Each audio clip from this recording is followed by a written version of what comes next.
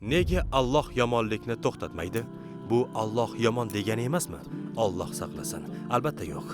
Yomonlikni yaratish yomon emas, yomonlikni tanlash yomondir. Olovga qaraylik. Olov ko'p jihatdan foydali, to'g'rimi? Ammo agar kimdir qo'lini olovga tutib kuydirib olsa, bu olovning aybimi? Xuddi shunday, Alloh odamlarni yaratdi va ularga ixtiyor berdi. Bu bir ne'matdir. O'z ixtiyorimiz bilan yaxshilik qilishni tanlashimiz mumkin va farishtalardan ham yaxshiroq bo'lishimiz mumkin. Shunday ekan, ixtiyoriy kimning yaxshi yomon ekanini ko'rsatadi. U bo'lmaganda jinoyatchi va mehribon odam teng bo'lardi. Demak, ixtiyor yomon emas. Yomon narsa undan noto'g'ri foydalanish. Xuddi olov misolidagi kabi.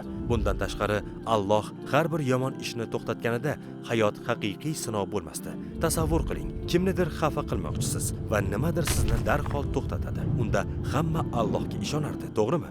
Va iymon tufayli emas, balki mo'jizalarni ko'rgani uchun. Bu haqiqiy sinov bo'lmasdi. Bu juda oson va adolatsiz bo'lardi. Xulosa qilib aytganda, ixtiyor yaratish yomon emas.